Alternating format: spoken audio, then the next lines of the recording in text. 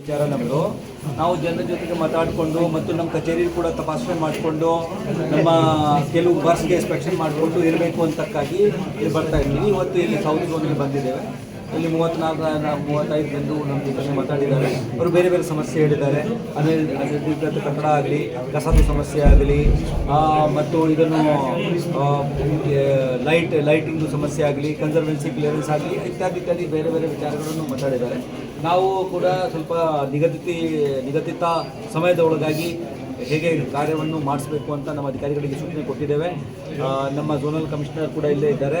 ಅವರು ಕೂಡ ಇದಕ್ಕೆ ಭಾಗವಹಿಸಿ ಅವರು ಹೆಚ್ಚು ಕಡಿಮೆ ಎಲ್ಲ ಸಮಸ್ಯೆಗಳು ಈ ಹಂತದಲ್ಲಿ ಇರುತ್ತೆ. ಕೆಲವು ಸಮಸ್ಯೆಗಳು ನಮ್ಮ ಹತ್ರ ಬರ್ತಕ್ಕಂಥ ವಿಚಾರಗಳು ಬಂದಿವೆ 3-4. ಅದು ನಾವು ನಮ್ಮ ಕಡೆಯಿಂದ ನೋಟ್ ಮಾಡ್ಕೊಂಡಿದ್ದೇವೆ. ಆ ಪ್ರಕಾರ ಕ್ರಮ ಕೈಗೊಳ್ತೇವೆ. ಉಳಿದೆಲ್ಲ ಝೋನ್ನಲ್ಲಿನೇ ವಿಚಾರಗಳು ಇವೆ. ಅವರು ಅದರ ಮೇಲೆ ಸಕ್ರಿಯವಾಗಿ ಕ್ರಮ ಕೈಗೊಳ್ಳುತ್ತಾರೆ. ಮೇಡಮ್ ತಗೊಳ್ತಾರೆ. ನಾವು ಟೈಮನ್ನು ಕೂಡ ನಿಗದಿಪಡಿಸಿದ್ದೇವೆ. 3 ದಿವಸ, 5 ದಿವಸ, 7 ದಿವಸ, 15 ದಿವಸ, 1 ತಿಂಗಳು.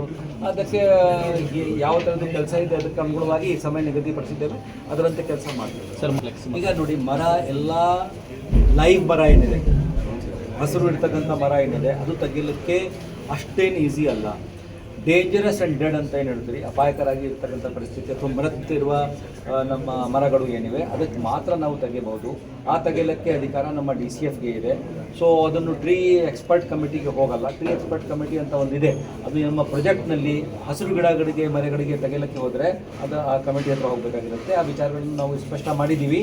ಈ ಪ್ರಕಾರ 4-5 ಜನರು ಇಲ್ಲಿ ಬಂದರು. ಟೋಟಲ್ ಆ್ಯಸ್ ಆನ್ ಟುಡೇ 17 ಆ ಥರ ಸಮಸ್ಯೆಗಳು ಇವೆ ನಮ್ಮ ಸಹಾಯ ಆ್ಯಪ್ನಲ್ಲಿ. ಅದು ಕೂಡ ನಿನ್ನೆ ಕಡಿಮೆ ಆಗಿ ಇವತ್ತು 6 ಇದೆ. ಆ ಥರ 6 ಕಡೆಗೆ ಮರಗಳು ಈ ಪ್ರಕಾರ ಇಲ್ಲ ಅಂತ ಹೇಳಿದ್ದಾರೆ. ಅದು ನಮ್ಮ DCF RFಗೆ ಹೇಳಿದ್ದೀವಿ. ಅವರು ಅಲ್ಲಿ ಇನ್ಸ್ಪೆಕ್ಷನ್ ಮಾಡಿಕೊಂಡು ನಾಳೆ 5 ಇದನ್ನು ತೆಗಿಲಿಕ್ಕೆ ಆಗೋದಿಲ್ಲ ಅಂತ ಹೇಳ್ತಾರೆ.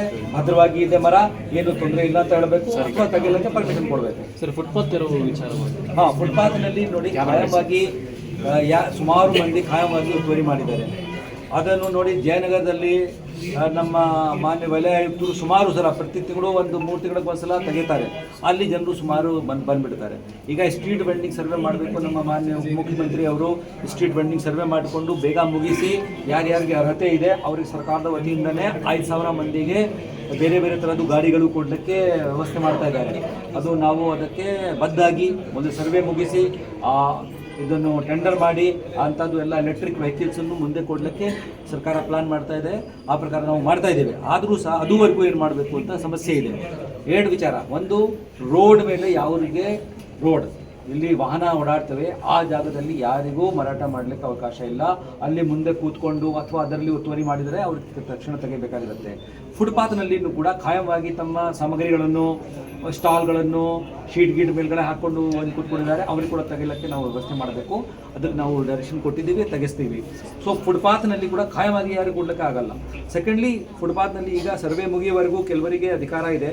ಆ ಪ್ರಕಾರನೂ ಕೂಡ ಒಬ್ಬರಿಗೆ ಎಷ್ಟು ಜಾಗ ಕೊಡಬೇಕು ಅಂತ ಕಾನೂನಿನಲ್ಲಿ ಇದೆ. ಸಪೋಸ್ ನಾಳೆ ದಿವಸ ಅವರು ಸ್ಟ್ರೀಟ್ ವೆಂಡರ್ ಆಗ್ತಾರೆ ಅಂತ ತಿಳ್ಕೊಡ್ರಿ.